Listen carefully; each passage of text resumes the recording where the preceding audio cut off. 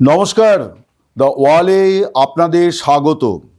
আজ আমাদের বিষয় বাংলাদেশ ট্রেন্ডিং বিএনপি বনাম বিএনপি, অর্থাৎ বিএনপির সঙ্গে বিএনপির মারামারি, কাটাকাটি, হাতাহাতি, ঝগড়াঝাটি, এই হচ্ছে বিষয়। কেন এই বিষয় নিয়ে আমি ভিডিও করছি, প্রথমে আমি সেই বিষয়ে কয়েকটি কথা আপনাদেরকে বলি। আমার মোবাইলে একটি মেসেজ এলো, একটা ফিচার ইমেজ এলো, যেখানে দেখা যাচ্ছে যে তারেক জিয়া, বিএনপির কার্যনির্বাহী চেয়ারম্যান, তার একটি মন্তব্য নিয়ে একটা ফিচার ইমেজ করা হয়েছে, যেখানে তিনি বলছেন যে আমরা যদি জনগণের কথা না শুনি তাহলে আমাদের অবস্থাও 5 আগস্টের মতো হবে। 5 আগস্ট কি হয়েছিল বাংলাদেশে এখন গোটা বিশ্ব জানে। 5 আগস্ট একটি গণ অভ্যুত্থান সংগঠিত হয়, যার পরিপ্রেক্ষিতে শেখ হাসিনাকে দেশ ছাড়তে হয়েছে, আওয়ামী লীগ ক্ষমতাচ্যুত হয়েছে। এখন তারেক জিয়া এই 5 আগস্ট পরবর্তী যে অন্তর্বর্তী সরকার, যার বয়স হতে যাচ্ছে আগামী 7ই ফেব্রুয়ারি, 6 মাস, অর্থাৎ হাসিনা এবং আওয়ামী লীগের সরকারবিহীন এই 6 মাস কাটানোর পরে বাংলাদেশে যে দলটি আগামী দিনে সরকার গড়বে বলে ভাবা হচ্ছিল কয়েকদিন আগেও, সেই দলের শীর্ষ নেতা, 2 নম্বর নেতা তারেক জিয়া, তিনি তার দলের কর্মীদের বলছেন যে আমরা যদি মানুষের কথা না শুনি, তাদের পাশে না দাঁড়াই, তাহলে আমাদের অবস্থা হবে 5 আগস্টের মতো। এই ফিচার ইমেজটা, অর্থাৎ এই বার্তাটি দেখার পরে আমি গুগলে সার্চ দিয়ে দেখলাম বিএনপি বনাম বিএনপি গোলমালগুলো ঠিক কোন জায়গায় দাঁড়িয়ে আছে। আপনারা যে কেউ গুগলে এইভাবে একটা সার্চ দিতে পারেন যে বিএনপি বনাম বিএনপি, এইভাবে সার্চ দিলে আমি যেভাবে পেয়েছি আপনারাও ঠিক একইভাবে পাবেন। একদম সর্বশেষ ঘটনাটি দিয়ে আমি শুরু করছি। সেটি হচ্ছে সাতক্ষীরার আশাশুনি উপজেলাতে এই মুহূর্তে, অর্থাৎ আমি বুধবার সন্ধেবেলা এই ভিডিও যখন করছি, তখন সেখানে 144 ধারা জারি হয়েছে। সেখানে কিন্তু কোনো দুটি রাজনৈতিক দল কি দুটি ধর্মীয় সংগঠন কি দুটি জাতিগোষ্ঠীর মধ্যে কোনো গোলমাল বা কোনো দুর্ঘটনা কি ঘটনাকে কেন্দ্র করে কোনো উত্তাল পরিস্থিতি, তা কিন্তু নয়। পরিস্থিতি উত্তাল, কথা ঠিক। তার কারণ হচ্ছে যে বিএনপির দুটি গোষ্ঠীর মধ্যে সেখানে এমন মারদাঙ্গা শুরু হয় যে প্রশাসন সেটা থামাতে সেখানে 144 ধারা জারি করতে বাধ্য হয়েছে। এবং এখনও পর্যন্ত যা খবর, 6 জন সেখানে গুরুতর আহত হয়েছেন 2 গ্রুপের। এবং এই গোলমালের একটা মুখ্যত কারণ হচ্ছে যে আঞ্চলিক কমিটি গঠনকে কেন্দ্র করে 2 দল নেতার অনুগামীদের মধ্যে মারামারি। আমি তারপরেই দেখছিলাম যে গাজীপুরে গতকাল, আপনারা সবাই জানেন গাজীপুর একটি শিল্পাঞ্চল এলাকা এবং প্রচুর গার্মেন্ট ইন্ডাস্ট্রির, আমার ব্যক্তিগতভাবে সেখানে যাওয়ার সৌভাগ্য হয়েছিল। সেইখানে একটি গোলমাল হয়েছে যে একটি কারখানার ওই ছাট মাল, সেইগুলো কারা পাবে, বিক্রি করবে, অর্থাৎ এই যে ঠিকাদারি, এই ঠিকাদারির জন্য সেখানে একটা গোলমাল হয়েছে গাজীপুরের শ্রীপুরে। এবং সেখানেও 2 দলের মধ্যে তুমুল মারামারি। শেষ পর্যন্ত বিএনপি নেতৃত্ব 2 নেতাকে সাময়িক বরখাস্ত করেছেন বা বহিষ্কার করেছেন, কিছু একটা হবে। আমি এইভাবে দেখছিলাম, পরপর পটুয়াখালী শহরে 5 জন আহত হয়েছেন, 2 কেন্দ্রীয় স্তরের নেতার উপস্থিতিতে মারামারি হয়েছিল সেখানে। এই ঘটনাটা কয়েকদিন আগে 19 জানুয়ারির ঘটনা। সাবেক স্বরাষ্ট্রমন্ত্রী আলতাফ হোসেন চৌধুরী এবং জেলা বিএনপির আহ্বায়ক স্নেহাংশু সরকার, এই যে 2 নেতা, তাদের উপস্থিতিতেও তাদের অনুগামীদের মধ্যে মারামারির ঘটনা ঘটেছে। এবং আপনারা যদি এই যে আমি যেটা বলছিলাম যে গুগলে যদি আপনারা সার্চ দেন, তাহলে দেখবেন যে এই ঘটনার আপনি পড়ে শেষ করতে পারবেন না। অসংখ্য ঘটনা, এবং সবই কিন্তু এই 2025-এর জানুয়ারি মাসের ঘটনাই আপনি দেখবেন অন্তত 15-20টা আছে। এবং বাদ যায়নি বিএনপির ঢাকার সদর দপ্তর, নয়াপল্টনের সদর দপ্তর, তার বাইরেও কিন্তু মারামারি, হাতাহাতি হয়েছে। এবং এই যে বিএনপি, এই বিএনপি কোন বিএনপি না, যারা গত 15-16 বছর ধরে বাংলাদেশে ক্ষমতায় নেই, এবং নির্বাচন হবে হয়তো আরও 1 বছর পর। আমরা ধরে নিচ্ছি যদি ডিসেম্বরেও নির্বাচন হয়, তাহলে অন্তত 11 মাস পর নির্বাচন হবে। নির্বাচনের ফলাফল কি হবে কেউ জানে না। বিএনপিকে যদি ক্ষমতায় আসতে হয় তাহলে অনেক কিন্তু, অতএব এরকম নানান বিষয় আছে, অর্থাৎ নিশ্চিত করে বলার কিন্তু কোনো উপায় নেই। অথচ দেখা যাচ্ছে যে দলটির কি পরিস্থিতি, যে আওয়ামী লীগ ময়দানে নেই, এই পরিস্থিতিতে একেবারে তারা নিজেদের মধ্যে যেভাবে মানে মারামারি কাটাকাটি, এবং এর সবচেয়ে বড় বিষয়টি হচ্ছে যে তাদের সবচেয়ে বড় যে সমস্যাটি হয়েছে সেটি হচ্ছে যে তোলাবাজি, চাঁদাবাজি, এই যে বিষয়টা, অর্থাৎ ফোকটে টাকা তুলে খাওয়া। আমরা দেখতে পাচ্ছি একদিকে আওয়ামী লীগ জমানার নানান কাহিনী বেরোচ্ছে, তার মধ্যে কিছু তো অবশ্যই সত্যি, কিছু অতিরঞ্জনও আছে বলে শুনতে পাচ্ছি, যে সেই সময় তো কীভাবে আওয়ামী লীগের নেতা মন্ত্রীরা তারা চাঁদাবাজি করেছেন, সিন্ডিকেট রাজ করেছেন, এই সমস্ত বেরোচ্ছে। কিন্তু সেটা তো ক্ষমতাসীন আওয়ামী লীগ। এই যে বিএনপি, এই বিএনপি তো ক্ষমতায় নেই, তারা ক্ষমতায় আসতে প্রত্যাশী। সেই বিএনপির বিরুদ্ধে এই মুহূর্তে বাংলাদেশে যেটা ট্রেন্ডিং মানে যে ঘটনা ক্রমাগত ঘটছে, ধারাবাহিকভাবে ঘটেই চলেছে বাংলাদেশের রাজনীতিতে। যদি আপনারা দেখেন যে রাজনৈতিক উত্তেজনা, রাজনৈতিক অশান্তি, এই যে বিষয়গুলি, এইগুলিতে এই মুহূর্তে বাংলাদেশ ট্রেন্ডিং কিন্তু বিএনপি বনাম বিএনপি। এবং এটা সবচেয়ে ভালো বুঝতে পারছেন বিএনপির শীর্ষ নেতৃত্ব, মির্জা ফখরুল ইসলাম আলমগীর, তারেক জিয়া, তারা বারে বারে এই কথাগুলি বলছেন যে আপনারা শান্ত হন, আপনারা নিজেদের মধ্যে এই রকম গোলমালে জড়িয়ে পড়বেন না। কিন্তু কে শোনে কার কথা? উপসী ছারপোকারা যেভাবে খাবলে খাওয়ার চেষ্টা করে, এই মুহূর্তে দেখা যাচ্ছে যে বিএনপি তাদের অবস্থা, অর্থাৎ তাদের নিচুতলা এবং মাঝারি স্তরের নেতা কর্মীরা যেভাবে এইভাবে খাবলে খাওয়ার চেষ্টা শুরু করেছে, তার ফলে জনমনে এই দলটি সম্পর্কে যে একটা সহানুভূতি এবং একটা সমর্থন তৈরি হয়েছিল হাসিনা জমানার অনাচার বা আরও নানা কাহিনীর ফলে, সেই যে সহানুভূতির বিষয়টি কিন্তু চলে যাচ্ছে।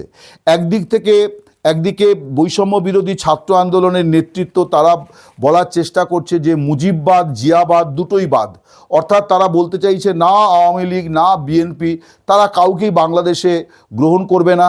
একদিকে সেই বিষয়টি আছে, পাশাপাশি দেখা যাচ্ছিল সাধারণ মানুষের মধ্যে বিএনপি সম্পর্কে যে একটা আগ্রহ তৈরি হয়েছিল এবং তারা একটা সহানুভূতিও পাচ্ছিলেন যে 3-4বার তারা সেইভাবে ভোট করতে পারেনি, তাদের অভিযোগ যে তাদের ভোট করতে দেওয়া হয়নি হাসিনা জমানায়। তার ফলে যে সহানুভূতি এবং সমর্থনটা তৈরি হয়েছিল সেটা কিন্তু দ্রুত ক্ষয়ে যাচ্ছে, এবং এটা খুব ভালো বুঝতে পারছেন তারেক জিয়া, মির্জা ফখরুল ইসলাম আলমগীরের মতো শীর্ষ নেতারা, যে কারণে খুব অসহায়ভাবে তারেক জিয়াকে বলতে হচ্ছে। কারণ এই কথাটি একজন নেতা যখন বলেন তখন ধরে নিতে হবে যে আওয়ামী লীগের সঙ্গে বিএনপির অনাচারের এই মুহূর্তে কোনো ফারাক নেই। ফারাকটা হচ্ছে আওয়ামী লীগের যে অনাচারের অভিযোগগুলি, সেটি আওয়ামী লীগ ক্ষমতায় থাকাকালীন করেছে, অর্থাৎ তারা সরকার চালাচ্ছিল 15 বছর ধরে, সেই সরকারি ক্ষমতা, প্রশাসনিক ক্ষমতাকে কাজে লাগিয়ে তারা অনাচার করেছে। কিন্তু বিএনপি তারা তো ক্ষমতায় নেই, তারাও কিন্তু যে কাণ্ডগুলি করছেন, যেটা দলের কাছে আরও অনেক খবর বেশি থাকে, অবশ্যই পুলিশ, গোয়েন্দা, সংবাদ মাধ্যমের থেকেও দলের কাছে অনেক বেশি খবর থাকে। তারেক জিয়ার কথা শুনে মনে হচ্ছে যে তার কাছে আরও ভয়ঙ্কর অনেক খবরাখবর আছে, যে কারণে তিনি এই রকম একটি তুলনা টেনেছেন যে আমরা যদি নিজেদের না শোধরাই, না বদলাই, তাহলে আমাদের দশা হবে 5ই আগস্টের মতন। আমার খুব অবাক লাগছে, এবং আমি একটু আমার ব্যাখ্যা দিয়েই শেষ করব যে কেন বিএনপির এই দশা হলো। বিএনপির এই মুহূর্তে কিন্তু আমার যদি রাজনৈতিক বিশ্লেষণ হচ্ছে যে বিএনপির এই মুহূর্তে যদি বিএনপিকে ঘুরে দাঁড়াতে হয় এবং দলীয় অনাচার, এই যে মারামারি কাটাকাটি, এই যে ভাতৃঘাতী সংগ্রাম সংঘাত যা শুরু হয়েছে, অর্থাৎ উপদলীয় সংঘাত, উপদলীয় রাজনীতি, এটা যদি বিএনপিকে বন্ধ করতে হয়, তাহলে বিএনপির এই মুহূর্তে সবচেয়ে বড় কাজ হবে আওয়ামী লীগকে ময়দানে হাজির হতে দেওয়ার সুযোগ করে দেওয়া। বাংলাদেশে আপনারা জানেন যে প্রধান উপদেষ্টার প্রেস সচিব আজকেই তিনি তার ফেসবুক পোস্টে লিখেছেন যে আওয়ামী লীগ তারা যে ময়দানে নামবে বলে ঘোষণা করেছে, তাদেরকে ময়দানে নামার অনুমতি দেওয়া হবে না, এই জন্যে যে তাদেরকে ক্ষমা চাইতে হবে। এটা একটা রাজনৈতিক দাবি, আমি এই নিয়ে কোনো বিবাদে যাওয়ার কোনো অবকাশও নেই। তার কারণ আওয়ামী লীগ একটি রাজনৈতিক দল, তাদের 15 বছরের শাসনের বিরুদ্ধে অনেক অভিযোগ মানুষের আছে, এবং তাদেরকে ক্ষমা চাইতে হবে, এই দাবিটাও রাজনৈতিক দাবি, যে কেউ এটা করতেও পারেন। কিন্তু তার মানে অন্তর্বর্তী সরকার তারা আওয়ামী লীগকে কোনো স্পেস দেবে না। আওয়ামী লীগ গতকাল মঙ্গলবার রাতে তারা তাদের যে কর্মসূচি ঘোষণা করেছে 1 ফেব্রুয়ারি থেকে 18 ফেব্রুয়ারির মধ্যে তারা 9 দিনের কর্মসূচি ঘোষণা করেছে।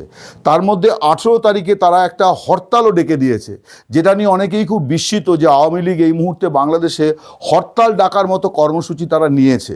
এই কর্মসূচি কতটা সফল হবে না হবে সেই বিশ্লেষণের আগে অনেকেই কিন্তু, আমি বাংলাদেশের মিডিয়ার কভারেজ দেখেও বুঝতে পারছিলাম যে সকলেই একটু বিস্মিত যে আওয়ামী লীগ যাদেরকে দৃশ্যত বাজারে দেখা যাচ্ছে না, নেতাদের বা কর্মীদের, তারা কি করে হরতাল ডাকার মতো স্পর্ধা ধরল।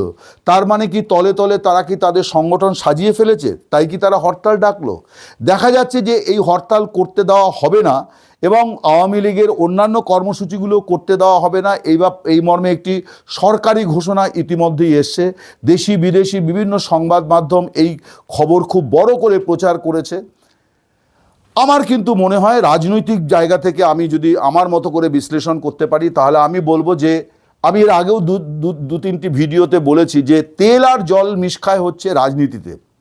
রাজনীতিতে তেল আর জল মিশখায়, সাপে নেউলের সম্পর্ক সেখানে মিলেমিশে একাকার হয়ে যায়।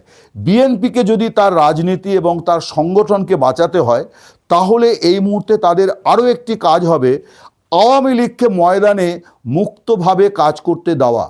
কারণ আওয়ামী লীগ না থাকার ফলে নেতাকর্মীরা, বিএনপির নেতাকর্মীরা তারা মনে করছেন যে আমরা এখন সবাই রাজা, আমি যা করব, আমার কথাই এখানে শাসন, আমার কথাই এখানে প্রশাসন, আমাকে নজরানা না দিয়ে এখানে কেউ চলতে পারবে না।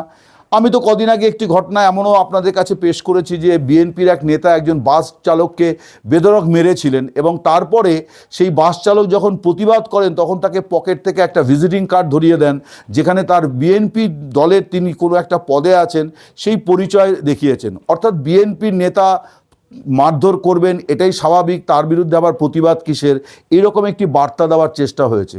আমি নিশ্চিত যে আওয়ামী লীগ যদি রাজনীতিতে সক্রিয় থাকতো তাহলে এটা বিএনপি এই জায়গায় যেত না। এই যে 6 মাসের মধ্যে একটা দল যেভাবে একটা লুটেরা বাহিনীতে পরিণত হয়েছে, এইটা হয়েছে কিন্তু এই জন্যে যে তাদেরকে প্রতিরোধ করার মতন গ্রাউন্ড লেভেলে অন্য কোনো দল নেই। বৈষম্য বিরোধী ছাত্র নেতৃত্ব, প্রশাসন তারা দড়ি ছেড়ে রেখেছে। তারা চাইছে যে যত বেশি মানুষের ক্ষোভ গিয়ে বিএনপির ওপরে জমা হোক এবং সময় মতো, আমি এটাও আপনাদের বলতে পারি আমার কাছে যা খবর, সময় মতো এই বিএনপিকে ধরপাকড় করার অভিযানও কিন্তু ইউনূস সরকার শুরু করবে। তার জন্য তারা থানাভিত্তিক তালিকাও তৈরি করছে যে কারা চাঁদাবাজি করছে, কারা সিন্ডিকেট রাজ করছে। কিন্তু বিএনপি নেতৃত্বের শীর্ষ নেতৃত্ব সম্পর্কে আমি বলবো, আমি তাদের প্রজ্ঞা এবং তাদের দূরদর্শিতার আমি প্রশংসাই করব যে তারা বিপদটা ধরতে পেরেছেন, কিন্তু বিপদটা তারা একটু বিলম্ব করে ফেললেন। তাদের আরও আগে এই বিপদটা ধরা উচিত ছিল এবং আমার মনে হয় এই মুহূর্তে রাজনীতিতে ভেদাভেদ ভুলে যেটা করা দরকার সেটা হচ্ছে যে নিজের প্রতিপক্ষকে ময়দানে হাজির করা। এইটাও কিন্তু রাজনীতিতে একটা কৌশল, অর্থাৎ প্রতিপক্ষ সে আমার বিপরীত দল, কিন্তু আমি যদি ময়দানে তাকে রাখি তাহলে আমার দলটা সংগঠিত হয়ে যাবে, এককাট্টা হয়ে যাবে। এই যে উপদলীয় সংঘাত বিএনপিতে শুরু হয়েছে, এইটা এককাট্টা হয়ে যাবে যখন আওয়ামী লীগ সক্রিয়ভাবে ময়দানে নামবে। ফলে আমি জানি না বিএনপি নেতৃত্ব তারেক জিয়া, মির্জা ফখরুল ইসলাম আলমগীর তারা কি ভাবছেন, কিন্তু আমি কিন্তু বুঝতে পারছি যে বাংলাদেশে নির্বাচনকে কেন্দ্র করে যে পরিস্থিতির দিকে বাংলাদেশকে নিয়ে যাওয়ার চেষ্টা হচ্ছে, তাতে বাংলাদেশের ক্ষমতার শীর্ষে অর্থাৎ ক্ষমতার অলিন্দে মুক্তিযুদ্ধের সঙ্গে সম্পৃক্ত দুটি প্রধান দল আওয়ামী লীগ এবং বিএনপি, তাদেরকে বাইরে রাখার একটা প্রচেষ্টা বা পরিকল্পনা কমপ্লিটলি তৈরি হয়ে আছে। সেটাও এক ধরনের -2 ফর্মুলা। সেই -2 ফর্মুলাটা গণতান্ত্রিক প্রক্রিয়ার মারফত হবে, অর্থাৎ নির্বাচনের মধ্য দিয়েই আওয়ামী লীগকে নির্বাচনে অংশ দিতে দেওয়া হবে না আর বিএনপিকে নির্বাচনে মাইনাস করা হবে। যেটা দাঁড়িয়েছে যে বিএনপি নিজেই নিজের পায়ে কুড়ুল মারছে। যেভাবে এই ঘটনাগুলি ছড়িয়ে পড়ছে সংক্রামক ব্যাধির মতন, নিজেদের মধ্যে মারামারি, চেয়ার নিয়ে কাড়াকাড়ি, পদ নিয়ে কাড়াকাড়ি, ক্ষমতা নিয়ে কাড়াকাড়ি, এই পরিস্থিতি চললে পরে কিন্তু বিএনপির পাশে মানুষ থাকবে বলে মনে হয় না। ফলে সেটা বাংলাদেশের সামগ্রিক বৃহত্তর রাজনীতি এবং রাষ্ট্রীয় যে রাজনৈতিক ভাবনা সংস্কৃতি, তার জন্য একটা বড় বিপদ ডেকে আনতে পারে যে ক্ষমতায় এমন একটা শক্তি চলে এলো যাদের সঙ্গে বাংলাদেশের মুক্তিযুদ্ধের চেতনা এসবের কোনো নামগন্ধ নেই। এমন কোনো শক্তি বাংলাদেশে চলে এলে পরে তার দায় কিন্তু নিতে হবে খালেদা জিয়ার পার্টিকে, কারণ তারাই এই মুহূর্তে ময়দানে 1 নম্বর জনভিত্তির দিক থেকে 1 নম্বর পার্টি। নমস্কার, শুভরাত্রি, ভালো থাকবেন।